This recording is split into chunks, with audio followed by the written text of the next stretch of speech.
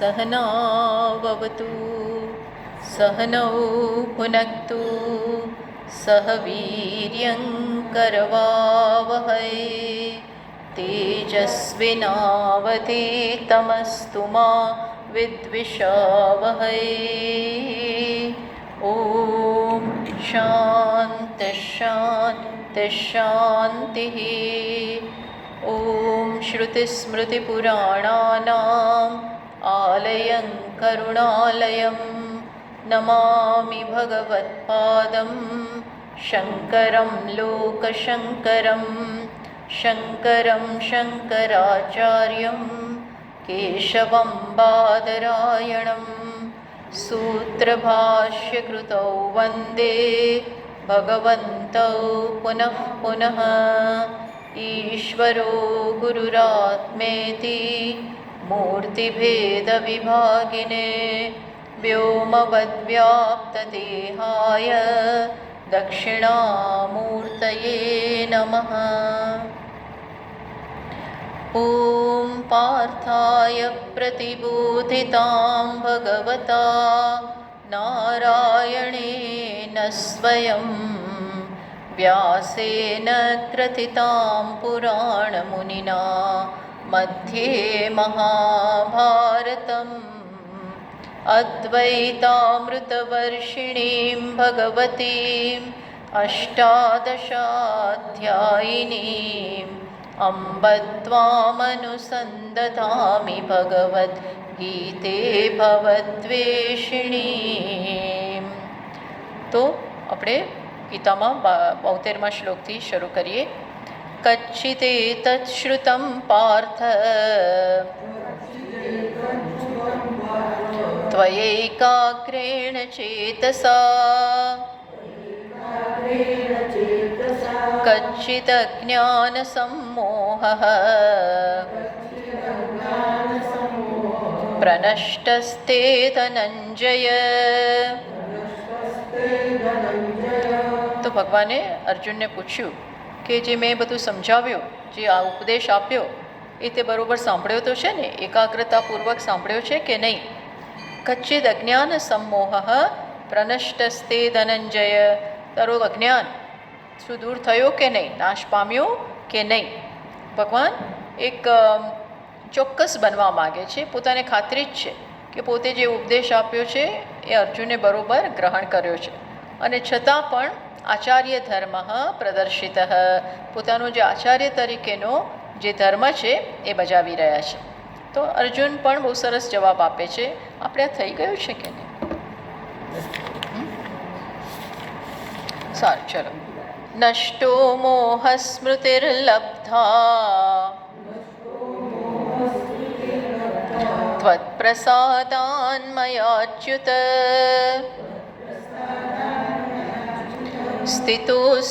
સ્થિતોऽસ્મિ ગતસંદેહઃ કરિષ્યે વચનં તવ। તો ભગવાન કહે છે, અર્જુન કહે છે, નષ્ટો મોહ સ્મૃતિર્લબ્ધા, મને મારો મોહ નાશ પામ્યો છે અને આત્મ વિષયની સ્મૃતિ એટલે કે જ્ઞાન પ્રાપ્ત થયું છે આપના પ્રસાદથી, અને હવે મારામાં કોઈ પ્રકારના સંદેહ રહ્યા નથી, હું આપ જેમ કહો છો એમ કરવા તૈયાર છું।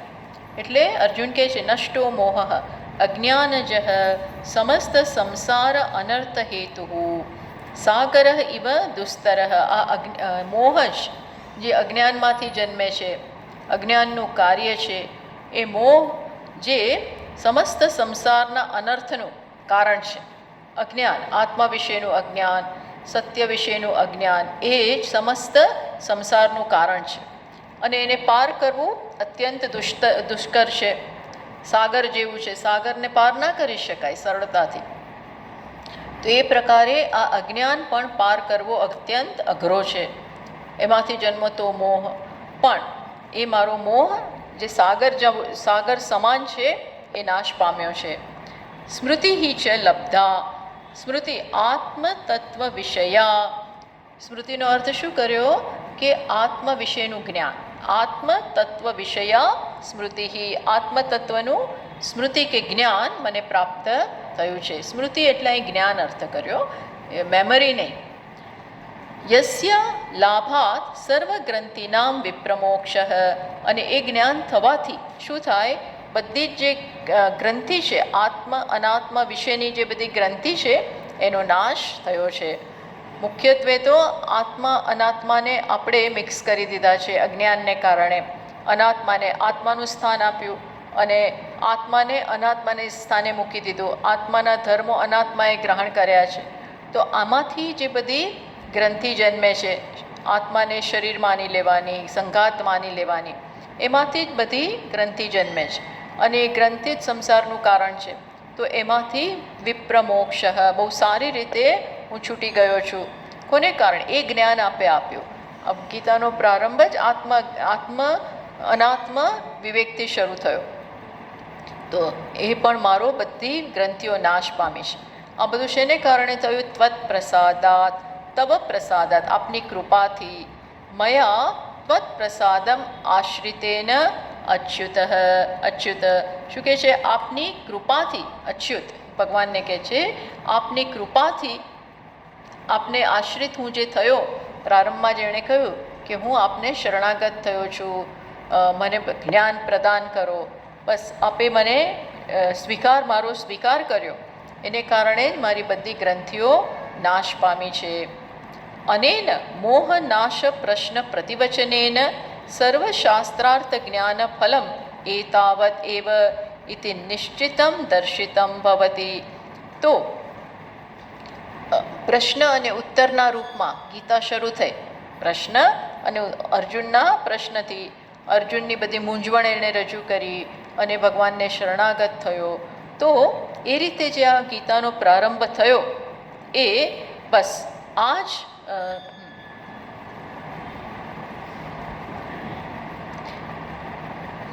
આમાં આ વસ્તુ બહુ સ્પષ્ટતા રૂપે બતાવવામાં આવી કે અજ્ઞાન જ સમસ્ત સંસારનું કારણ છે અને એનો ઉપાય માત્ર જ્ઞાનથી છે. તો એ ભગવાને આપ્યો. એટલે અહીં આત્મસ્મૃતિ લાભ, ખરેખર ફળ શું મળ્યું? આત્માનું જે સ્વરૂપ છે એની સ્મૃતિ પ્રાપ્ત થઈ. પ્લસ આ જ વસ્તુ અન્યત્ર પણ કહેવાય છે, તથા ચ શ્રુતો અનાત્મવિદ શોચામી. તો અહીં છંદોગ્ય ઉપનિષદમાં આ વસ્તુ આપણે જાણીએ છીએ કે નારદ મુનિ પણ શોકમાં ગ્રસ્ત હતા અને એ પણ સનતકુમાર પાસે જઈને જ્ઞાન માટે પ્રાર્થના કરે છે. અને ત્યાં કહ્યું અનાત્મવિદ શોચામી, હું અનાત્માને જાણું છું, આત્માને નથી જાણતો. આપણે જે કંઈ પણ જાણીએ છીએ અનાત્માને જાણતા હોઈએ છીએ, અનાત્માને જ આત્મા માનતા હોઈએ છીએ. અને માટે એનું રિઝલ્ટ શું? શોક.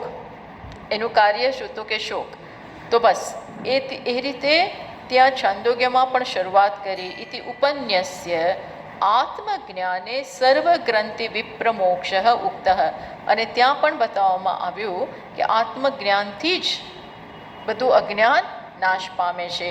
એ ત્યાં પણ બતાવવામાં આવ્યું અને અહીં પણ એ જ વસ્તુ બતાવવામાં આવી કે શોકનું કારણ એકમાત્ર છે. શું? અજ્ઞાન. એટલે હું જ મારા માટે સમસ્યા બની જાઉં. જ્યારે જ્ઞાન ન હોય, મારા પોતાના વાસ્તવિક સ્વરૂપનું જ્ઞાન ન હોય તો હું જ મારા માટે શોકનું કારણ બનું, દુઃખનું કારણ બનું. તો એ અહીં એમાંથી મુક્તિ મળી. અને એવા વાક્યો અન્યત્ર, એટલે ભાષ્યકારાએ શું કરે છે? એ બતાવે છે કે જ્ઞાનથી જ મુક્તિ છે, જ્ઞાનથી જ બધા શોકમાંથી મુક્તિ છે. એ આપણને છાંદોગ્યમાં પણ એનું ઉદાહરણ આપ્યું. પછી મુંડકોપનિષદમાં પણ આવું એક વાક્ય આવે છે, ભિત્યતે હૃદય ગ્રંથિ છિદ્યંતે સર્વ સંશય. એ કઠોપનિષદમાં પણ આવે છે. તો ત્યાં જ્ઞાન થવાને કારણે બધી ગ્રંથિમાંથી મુક્ત થઈ જવાય, બધા સંશયોમાંથી છૂટી જવાય અને બધા કર્મો પણ નાશ પામે. તો આવા વાક્યો શાસ્ત્રમાં છે જે બતાવે છે કે જ્ઞાનથી જ મુક્તિ છે. તત્ર કો મોહ કશોક એકત્વમ અનુપશ્યત. એ પણ ઈશાવાસ્યમાં આવો મંત્ર આવે છે.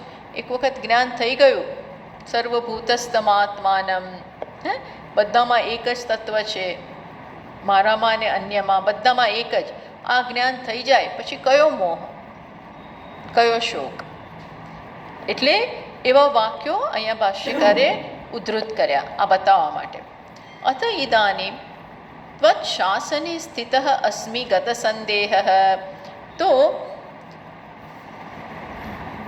હવે કે છે, જો હવે અર્જુન કેટલું સરસ, જે અર્જુન ગીતાના પ્રારંભમાં કન્ફ્યુઝડ હતો, નિર્ણય નહોતો કરી શકતો, કાર્પણ્ય દોષો પહત સ્વભાવ, કહ્યું કે હું કૃપણતાના દોષથી પીડાઉં છું, નક્કી નથી કરી શકતો કે આ સંજોગોમાં મારું શું કર્તવ્ય છે વગેરે. એ જ અર્જુન હવે શું કહે છે કે અથ ઇદાનીમ ત્વત શાસને સ્થિત અસ્મિ. હવે હું તમને આશ્રિત થયો, તમારા કહેવા પ્રમાણે મેં બધું કરી રહ્યો છું. મીન્સ કે હવે તમે કરાવો, જે કરાવવા માગતા હોય હું કરવા તૈયાર છું. પહેલાં ભગવાને કહ્યું કે ભાઈ લડ, તારું એ કર્તવ્ય છે, તો લડવા તૈયાર નહોતો. ઇનફેક્ટ લડવા આવ્યો તો પણ લડી શક્યો નહીં. એટલે એના કર્તવ્યથી પોતે જ ચ્યુત થયો. ભગવાને તો એ પોતે જે કરવા આવ્યો હતો અને કરી ન શક્યો, જેના કારણે એ જ ભગવાને દૂર કર્યો. એટલે હવે કહે છે કે બધા જ મારા જે સંશયો હતા એમાંથી મુક્ત થઈ ગયો, અને હવે કરીશીએ વચનમ તવ, તમે જે કહો છો એ કરવા તૈયાર છું. અહમ ત્વત પ્રસાદાત કૃતાર્થ. હવે તમારા પ્રસાદથી હું કૃતાર્થ, ફૂલફિલ્ડ. ન મમ કર્તવ્યમ અસ્તિ, મને હવે કંઈ મારે કોઈ બીજું કર્તવ્ય રહેતું જ નથી. કયું કર્તવ્ય? કે આમ જ કરવું જોઈએ કે આમ જ ન કરવું જોઈએ. ટૂંકમાં આપ કહો છો એમ હું કરવા તૈયાર છું. આત્માનું કોઈ કર્તવ્ય નથી. એક કર્તવ્ય છે આત્માને જાણવાનું, પણ એ સિવાય મારું બીજું કોઈ કર્તવ્ય નથી. અને જ્યારે આપણને આપણા કોઈ નિજી કારણો ન રહે ત્યારે ભગવાન જે કરાવવા માગતા હોય એ આપણે કરવા તૈયાર હોઈએ. એટલે કે હવે તમે જે કહો છો કરીશીએ વચનમ તવ, કરીશીએ તવ વચનમ, તમે જે કહો છો એમ કરવા હું તૈયાર છું. બોલો, બધો વિરોધ જતો રહ્યો. પરિસમાપ્ત શાસ્ત્રાર્થ અથ ઇદાનીમ કથા સંબંધ પ્રદર્શનાર્થમ સંજય. એટલે હવે ઉપદેશ તો પૂરો થઈ ગયો.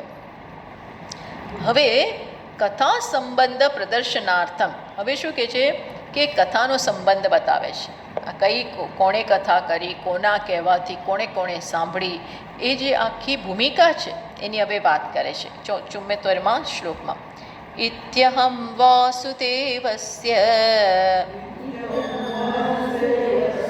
પાર્થસ્ય ચ મહાત્મનઃ સંવાદમિમમ શ્રૌષમ અદ્ભુતમ રોમહર્ષણમ. અથ, હવે કહે છે આ વાસુદેવ અને મહાત્મા પાર્થ. પાર્થને શું કહે છે? પાર્થસ્ય ચ મહાત્મનઃ. પાર્થ જે મહાત્મા છે એમના બંને વચ્ચે જે સંવાદ થયો એ હવે અર્જુન બોલે, અરે પેલો સંજય બોલે છે. એ કેવો છે? તો કે રોમાંચ કરનાર, રોમાંચ જગાવનાર આ જે સંવાદ છે એ મેં સાંભળ્યો. કોણે સાંભળ્યો? સંજયે. કારણ કે અર્જુનને તો સંભળાવ્યો, પણ સંજયે બધું સાંભળ્યું, અને વેદવ્યાસજીની કૃપાથી સંજયે પણ સાંભળ્યું અને ધૃતરાષ્ટ્રે પણ સાંભળ્યું. તો કે છે ઇતિ એવમ અહમ વાસુદેવસ્ય પાર્થસ્ય છે મહાત્મા પાર્થ. બોલો, અર્જુનને મહાત્મા કીધો કારણ કે એ આ જ્ઞાનનો અધિકારી, એનામાં આવી જિજ્ઞાસા જન્મી. જિજ્ઞાસા જન્મી એટલા માટે એ અધિકારી છે અને સરળ છે, એટલા માટે એને મહાત્મા કહે છે. તો કે છે એમના વચ્ચે જે આ સંવાદ થયો, શ્રુતવાન અસ્મિ અદ્ભુતમ, અત્યંત વિસ્મયકરમ. આ કેવો સંવાદ છે! અત્યંત આશ્ચર્યજનક. આના જેવું બીજું આશ્ચર્ય નથી. આવો સંવાદ સાંભળવા મળે, જ્યાં આત્માની વાત થાય, એનું જ્ઞાન પ્રાપ્ત, એ આશ્ચર્ય છે મોટું. તો કે છે અત્યંત વિસ્મય, અને સાક્ષાત ભગવાનના મોઢામાંથી આ સાંભળવું. એટલે કે છે મને આમ હજી પણ હું યાદ કરું છું, અર્જુન કહે છે, અરે સંજય કહે છે કે મારા રોમહર્ષણમ, મારા રોમ ઊભા થઈ જાય છે, એટલું બધું આશ્ચર્ય થયું. પછી બીજું આગળ એવું જ કહે છે, તમ ચ ઇમમ, બોલો, વ્યાસ પ્રસાદાત શ્રુતવાન એતદ ગુહ્યમહં પરમ યોગમ યોગેશ્વરાત કૃષ્ણાત સાક્ષાત કથયત સ્વયં. શું કહે છે? વ્યાસ પ્રસાદાત શ્રુતવાન એતદ ગુહ્યમહં પરમ, એતદ પરમ ગુહ્યમ, આ મહાન ગુહ્ય જ્ઞાન સાક્ષાત વેદ વ્યાસજીના કૃપાથી મેં સાંભળી શક્યો. અને બીજું, વેદ વ્યાસજીની કૃપા, એક કૃપા, અને બીજી કઈ કૃપા કે સાક્ષાત ભગવાનના મુખેથી આવેલા આ ઉપદેશને મેં સાંભળ્યો. વ્યાસ પ્રસાદાત તતઃ દિવ્ય ચક્ષુર લાભાત. હા, એને આ જોયું, બોલો, દૂર બેઠા બેઠા આ આખું જોયું. આજે તો આપણે આ લાઈવ સ્ટ્રીમિંગને કારણે જોઈએ છીએ અને સાંભળીએ છીએ, પણ એ વેદવ્યાસજી એને આપ્યું દિવ્ય દ્રષ્ટિ અને દિવ્ય શ્રુતિ આ બંને આપ્યું. દિવ્ય ચક્ષુ લાભાત શ્રુતવાન, એને કારણે ઓડિયો વિઝ્યુઅલ બધું જાણવા મળ્યું. કેવો? આ તો કોઈને ન પ્રાપ્ત થાય એવો દિવ્ય સંવાદ. યોગેશ્વરાત કૃષ્ણાત સાક્ષાત કથયત ન પરંપરાત, મેં સાક્ષાત ભગવાન કૃષ્ણ પાસેથી આ ઉપદેશ, વચ્ચે વચ્ચે કોઈ નથી, નહીં તો એમણે સાંભળ્યો, પછી એના શિષ્યને કે એ પછી એના શિષ્ય, આ પરંપરા નહીં, આ તો સાક્ષાત ભગવાનના મુખેથી, ભગવાન જેવા ગુરુ. પછી હજી વાત કરે છે, રાજન સંસ્મૃત્ય સંસ્મૃત્ય સંવાદમિમમદ્ભુતમ કેશવાર્જુનયોઃ પુણ્યમ ऋष्यामि च मुहुर्मुहुः. હું આ યાદ કરીને પણ, હે રાજન, હું આ આખો અદ્ભુત સંવાદ, કેવો સંવાદ? અદ્ભુત સંવાદ યાદ કરીને, કે કોના વચ્ચેનો? કેશવ અને અર્જુન. યાદ કરીને હજી પણ મને હર્ષ થાય છે, ફરી ફરી ફરી ફરી હર્ષ થયા જ કરે, વારંવાર સ્મરણ કરતાં હર્ષિત થાઉં છું કે આવું પોતાના ભાગ્યની સરાહના કરે છે, પોતાનું ભાગ્ય કેવું છે અને પોતે કેટલો કૃતાર્થતા ફીલ કરે છે કે એ આ સાંભળી શક્યો. બાકી એને નથી કહેવામાં આવ્યું, પણ એના નસીબ, એના એવા પુણ્ય કે પણ આ તો કે મને યાદ કરી કરીને હર્ષ થાય છે. એટલે એક તો આનાથી હર્ષ એને થાય છે, અને બીજી વિશેષ વસ્તુ જે આ ઉપદેશમાં શું હતી એ વાત કરે છે. તચ્ચ સંસ્મૃત્ય સંસ્મૃત્ય રૂપમત્યદ્ભુતમ હરેઃ વિસ્મયો મે મહાન રાજન ऋष्यामि च पुनः पुनः. તચ્ચ સંસ્મૃત્ય સંસ્મૃત્ય, પડી પાછું યાદ કરી કરીને. શું? ભગવાનનું રૂપ. 11મા અધ્યાયમાં ભગવાને વિશ્વરૂપ દર્શન બતાવ્યું, એટલે આ ઉપદેશ તો સાંભળ્યો જ સાંભળ્યો, અને ભગવાને સાથે એ પણ 11મા અધ્યાયમાં પોતાનું વિશ્વરૂપ બતાવ્યું કે કેવા પોતે ત્રણેય કાળ અને બધે જ વ્યાપેલા છે. એમના વિશાળ શરીરમાં આખું બ્રહ્માંડ આવી જાય છે, અને આવા કેટલાય બ્રહ્માંડો, એક બે નહીં, અને એ પણ બતાવ્યું. હવે એવું નહોતું કે એ માત્ર અર્જુને જોયું, એ પણ આ બધાએ જોયું, આ બંને જણાએ. ધૃતરાષ્ટ્ર કદાચ જોઈ નથી શકતા, એટલે જ એમણે માત્ર સાંભળે છે. ધૃતરાષ્ટ્ર નથી જોઈ શકતા, કારણ કે એની જોવાની એને ચક્ષુ તો આપ્યા છે એવા, પણ એની હિંમત નથી આ જોવાની. પોતાના બાળ, એને ખબર છે આનું શું રિઝલ્ટ આવવાનું, એટલે સંજય જોઈ શકે છે. તો કહે છે કે એ જોઈને ભગવાનના અત્યદ્ભુતમ હરેહે રૂપમ, ભગવાનનું આશ્ચર્યજનક રૂપ, એને પણ જોઈને વળી પાછો મને હર્ષ થયા કરે છે. સાંભળીને પણ હર્ષ થયો અને ભગવાનના અદ્ભુત રૂપ જોઈને પણ મને વારંવાર હર્ષ થાય. એટલે આ તો સંજયની સ્મૃતિમાં હંમેશ માટે કંડારાઈ ગયું. આવું કોઈ બોલવાનું નથી. બસ આની સાથે એણે પોતાનું ફળ પણ કીધું, સાંભળ્યું, એ બધું પણ વ્યક્ત કર્યું. અને હવે સંજય પોતાના તરફથી એક મહાન વાક્ય કહે છે, એક મોટી વાત કરે છે. એણે આખું જોયું ને, સંજય તો હોશિયાર છે, બહુ ડાયો છે, ડાપણ ધરાવે છે, એટલે પોતાના તરફથી આ વાત કહે છે. યત્ર યોગેશ્વર કૃષ્ણ યત્ર પાર્થો તનુર્ધર તત્ર શ્રીર્વિજયો ભૂતિ ધ્રુવાનીતિર્મતિર્મમ. હવે પોતાના તરફથી આ કહે છે, જ્યાં પણ યોગેશ્વર કૃષ્ણ છે અને જ્યાં પણ ધનુર્ધર પાર્થ, આ યાદ રાખવાનું, માત્ર કૃષ્ણ નહીં, યોગેશ્વર જે મહાન શક્તિ ધરાવે છે, મહાનમાં મહાન શક્તિ અને જ્ઞાન, ભગવાનમાં સર્વજ્ઞતા છે, સર્વશક્તિમત્તા. આવા કૃષ્ણ, આવા ભગવાન તમારી સાથે જ્યાં છે, જ્યાં એક બાજુ આવા ભગવાન છે અને સાથે સાથે પાર્થ છે. પણ કેવો પાર્થ? ધનુર તરફ પાર્થ, જે ધનુષ ઉઠાવીને તૈયાર છે. અર્થાત જ્યારે જે કરવાનું છે એના માટે તૈયાર છે. વિચારીને જે કરવાનું આવે, સંજોગો જે માગતા હોય એ સમજીને કરવા માટે જે તૈયાર છે. આગળ જે ટૂંકમાં જ્યાં આળસ નથી, કર્તવ્યથી ભાગવાનું નથી, ભગવાનના હાથનું નિમિત્ત બનવાનું છે, કર્મ કરવાનું, મીન્સ કે મારે શું કરવાનું છે, મહેનત કરવા તૈયાર છે, તો પ્રારબ્ધ તમારી સાથે થાય. જ્યારે પુરુષાર્થ હોય, આ પ્રારબ્ધ અને પુરુષાર્થ બે સાથે જાય છે. એકલું પ્રારબ્ધે ઘણીવાર કામ ના કરે. બહુ પ્રબળ પ્રારબ્ધ હોય તો કામ કરી જાય, પણ પછી તમે એનો લાભ નહીં લઈ શકો જો પુરુષાર્થ ના હોય તો. એટલે પ્રારબ્ધની સાથે સાથે હંમેશા પુરુષાર્થ જાય જ, કરવું જાય તો જ કામનું છે. આ જીવન આપણને માત્ર પ્રારબ્ધથી ભગવાને આપીને જ દીધું, લો લઈ લો, પણ સાથે તમે આને આગળ ધપાવો. મેં આટલું કરી આપ્યું, હવે તમે આગળ ધપાવો.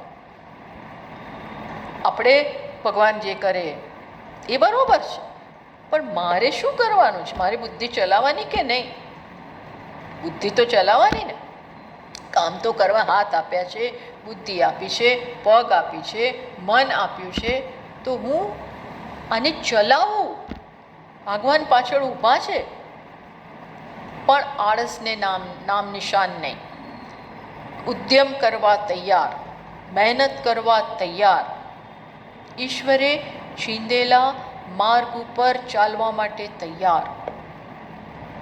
જ્યાં આ બે ભેગા થાય ત્યાં આપોઆપ શું આવે?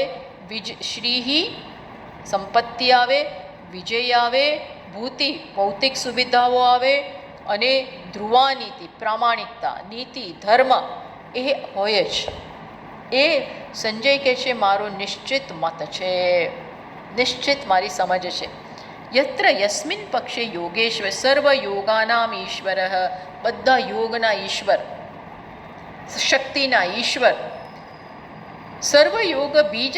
ભગવાન મોટા મોટા ચમત્કારિક પુરુષ છે, માયા એના હાથમાં છે. વારંવાર ગીતામાં કહ્યું કે મારી માયાને હું મારા કાબૂમાં રાખું છું. એવા ભગવાન, વિચાર કરો એમના માટે શું અશક્ય હોય. આવા ભગવાન તો છે જ પાછળ ભૂમિકા રૂપે. તમે ઈચ્છો ત્યારે એને જગાડી શકો, પણ તમે ક્યારે જગાડો? તમે પાપ કરો તો ના જાગે, પણ ક્યારે હું બેસી રહું ભગવાન જાગે તો ન જાગે. ખરા ક્યારે જાગે? જ્યારે હું પૂરે સહકાર આપું. તો એમાં શું? યસ્મિન પક્ષે ધનુર તરફ ગાંડીવ ધનવા, ગાંડીવ ધનવા, ગાંડીવ જેણે પકડેલું છે. ટૂંકમાં ગાંડીવ અહીંયા કર્તવ્ય કર્મનું ચિહ્ન છે, એનું ચિહ્ન છે. પાંડવાના પક્ષે એ ત્યાં શું છે? તત્ર શ્રી તસ્મિન શ્રી પાંડવાના શ્રી એટલે ઐશ્વર્ય, લક્ષ્મી, વિજય, વિજય પણ છે ત્યાં. ભગવાન જ્યાં છે ત્યાં વહેલો મોટો વિજય છે જ.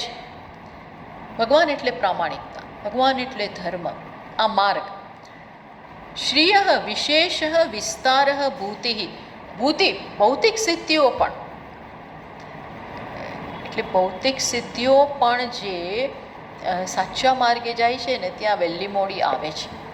જ્યાં ભગવાન છે ત્યાં ભૌતિક સિદ્ધિ પણ આવે. એવી મારી નિશ્ચિત મતિ છે. સંજય કહે છે આવી મારી સ્પષ્ટ. અંજય બહુ જ ડાપણ ધરાવે છે, એટલે આ સમજી શકે છે કે જીવનમાં આ બંનેનું કોમ્બિનેશન. એકલું ઘણા લોકો એકલા પ્રારબ્ધને પકડીને બેઠા હોય, પ્રારબ્ધને પકડીને બેને રડ્યા કરે ને આમ કરે ને તેમ કરે, થશે ને નહીં થાય ને શું બધું.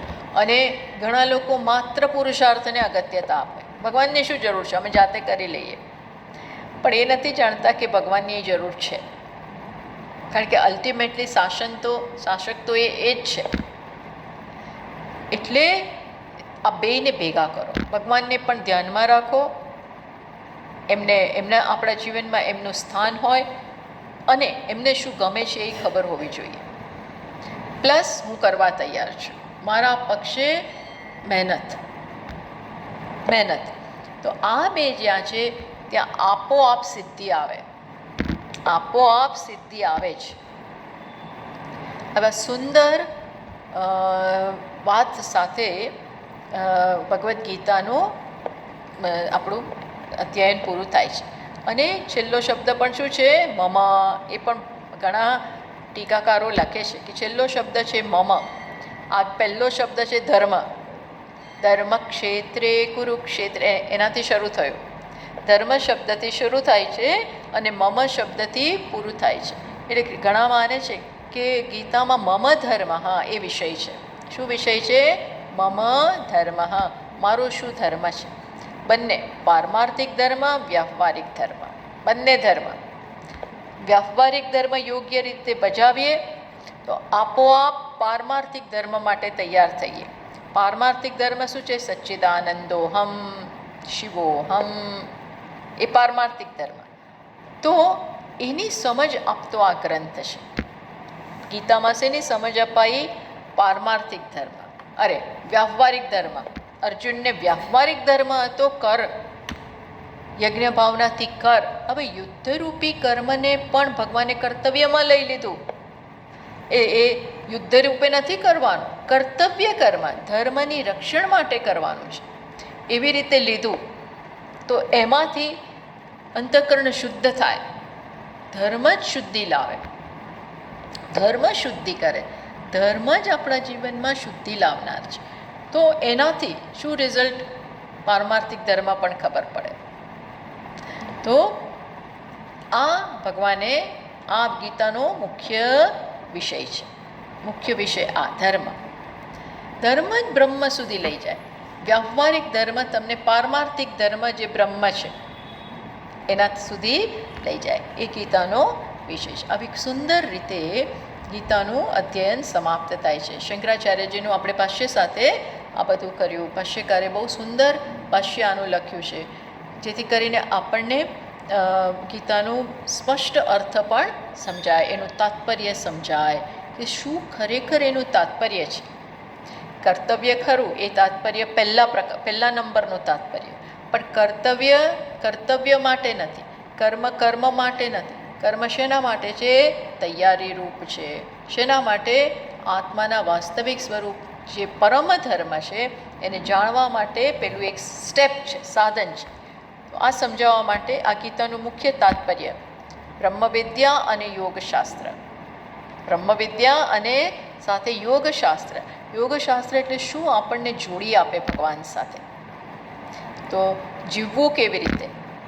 જેનાથી હું તૈયાર થાવ. તો એ ગીતાનો ઉપદેશ છે. તો એ આજે અહીંયા સમાપ્ત થયો આ પ્રકારે. ઓમ તત્સત. इति श्रीमद्भगवद्गीतासु उपनिषत्सु ब्रह्मविद्यायां योगशास्त्रे श्रीकृष्णार्जुनसंवादे मोक्षसंन्यासयोगो नाम अष्टादशोऽध्यायः। તો આ પ્રકારે ભગવદ્ ગીતા જે બ્રહ્મવિદ્યા પણ છે ને યોગશાસ્ત્ર છે. જે મેં કહ્યું બ્રહ્મવિદ્યા તો ધ્યેય છે, એનો માર્ગ છે યોગશાસ્ત્ર. એ કૃષ્ણ અને અર્જુનના સંવાદમાં જ્યાં બંનેની વાત કરવામાં આવી અને એમાં આ મોક્ષ સંન્યાસ રૂપી જે યોગ 18મો અધ્યાય છે એ સમાપ્ત થાય છે અને એની સાથે ભગવદ્ ગીતા પણ સમાપ્ત થાય છે. સર્વધર્માન પરિત્યજ્ય મામેકં શરણં વ્રજ અહં ત્વા સર્વપાપેભ્યઃ મોક્ષયિષ્યામિ મા શુચઃ. ઓમ પૂર્ણમતઃ પૂર્ણમિદં પૂર્ણાત પૂર્ણમુદચ્યતે પૂર્ણસ્ય પૂર્ણમાદાય પૂર્ણમેવાવશિષ્યતે. ઓમ શાંતિ શાંતિ શાંતિ. શંકરં શંકરાચાર્યં કેશવં બાદરાયણં સૂત્રભાષ્યકૃતૌ વંદે ભગવन्तौ પુનઃ પુનઃ. ઈશ્વરો ગુરુરાત્મેતિ મૂર્તિભેદવિભાગિને વ્યોમવદ્વ્યાપ્તદેહાય દક્ષિણામૂર્તયે નમઃ. ઓમ શાંતિ શાંતિ શાંતિ. હરિ ઓમ શ્રી ગુરુભ્યો નમઃ. હરિ ઓમ.